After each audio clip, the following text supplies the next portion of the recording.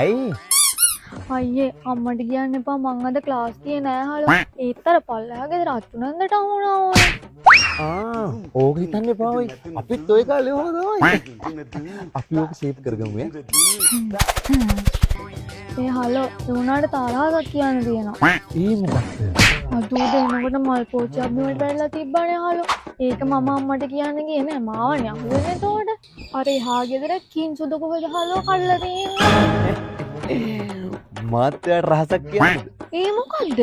ඒ මල් පෝච්චිය උදේ විදුරේ මම බෝල් දාන්න පුරුදු වුණා මම සේව් එකේ ආවා අම්මට අහුණොත් ඉවරයිනේ ඔයි උඹද බින්නේ හෙල අම්මේ වැඩේ හරි කෝච්චියෙන් දැක්ක රහාගත්තා. එක තමයි යකෝ වරෙන් කොද ගෙදර ඊයේ තමුසේ මා පාරේ දාලා ගියා කනාතෝ. වසනවටම ලැබුණු එකෙක් මං අම්මගේ තාත්තගේ බාලම කොල්ලු මෙල්ල වෙන්න කොල්ල කාරවත් හරි ලෝ වෙන්න නැති වෙන්න